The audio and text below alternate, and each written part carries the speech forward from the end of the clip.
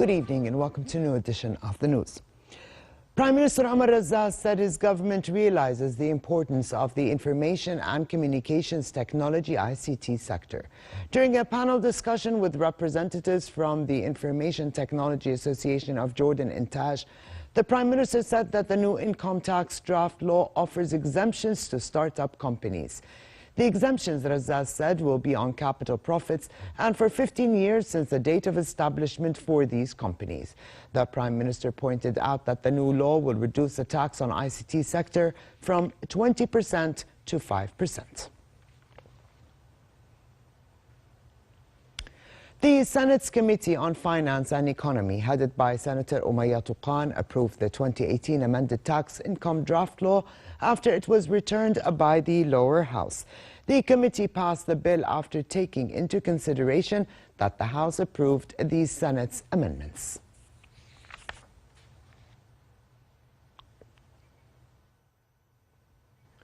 And the lower house of parliament, in a session chaired by Speaker Atif Tarawne, approved the tax on the industrial sector as endorsed by the Senate.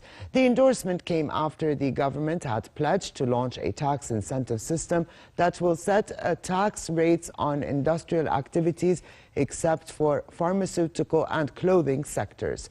The tax rate on industrial activities will be 25% in 2019, 20% in 2020, 15% in 2021, 10% in 2022 and 5% in 2023. As for the pharmaceutical and clothing industries, the tax rate is set at 50% in 2019, 30% in 2020, 20% in 2021, 10% in 2022 and 5% in 2023.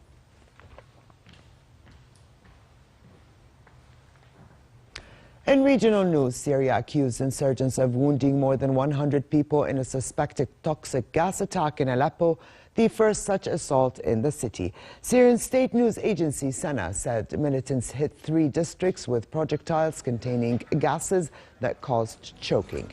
The Syrian Foreign Ministry urged the UN Security Council to condemn and punish these terrorist crimes.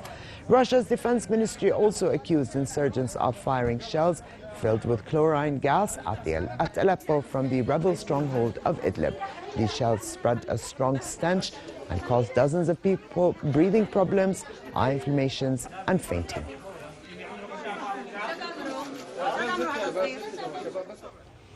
And in international news, British Prime Minister Theresa May returned to the UK after European Union leaders finally sealed a Brexit deal, saying the package agreed was the best Britain will get.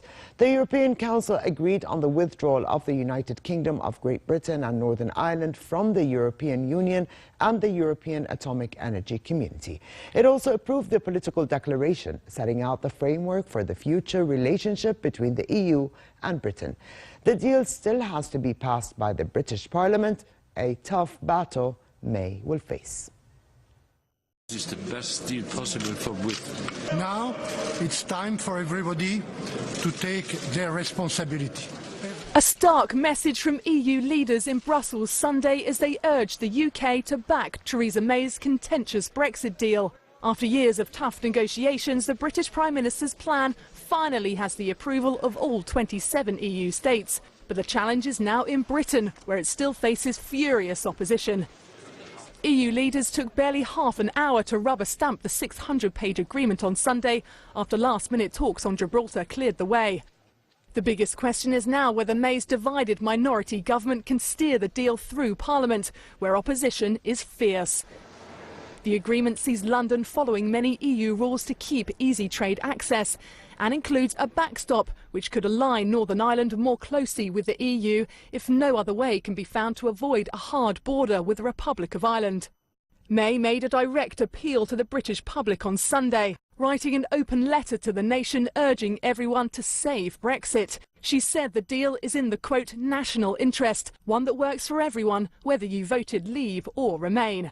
Talk back in Brussels included 4 possible scenarios if Parliament blocks the deal.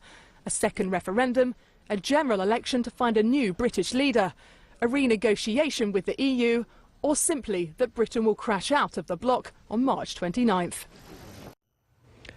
International sand sculptures from around the world competed at the 4th edition of the International Sand Art Competition in Key West, Florida. Using just sand and water, no electric tools, molds or glue, the artists spent up to 4 days creating huge renditions of people, children, animals and mythical creations.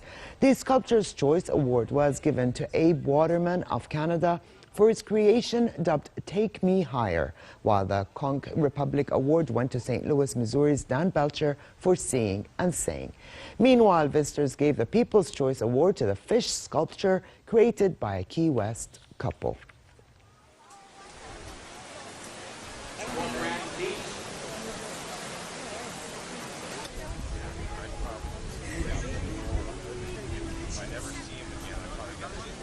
Art competition.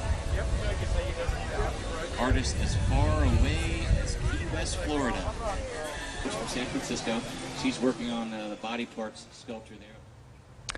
Over to sports, where the Copa Libertadores final between River Plate and Boca Juniors has been postponed for a second time, following yesterday's crowd trouble. River's second leg showdown at home to Boca was rearranged for today, but the president of South American soccer's governing body said both clubs need to recover.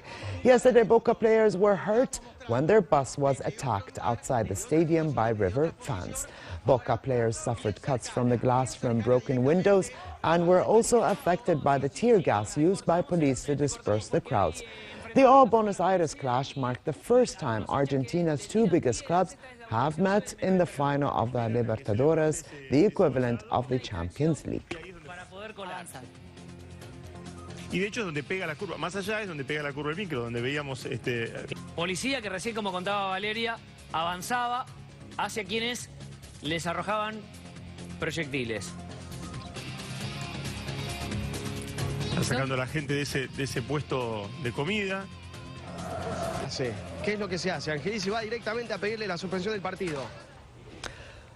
And finally, for a quick look at the weather forecast, a slight rise in temperature is expected, though it remains below seasonal average this time of year.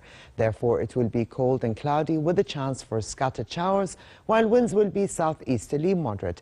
Fog formation is also expected in the early morning hours and at night in highlands and parts of the Badia. Amman tomorrow can expect a high of 18 degrees Celsius and a low of 8. Pleasant conditions prevail in the Jordan Valley, the Dead Sea and the Gulf of Aqaba, with daytime temperatures in the port city at 25 degrees, dropping down to 16 at night. And with this, we come to the end of this edition of the news. I'm Ali Atuqan. Thank you for joining us. Have a good night.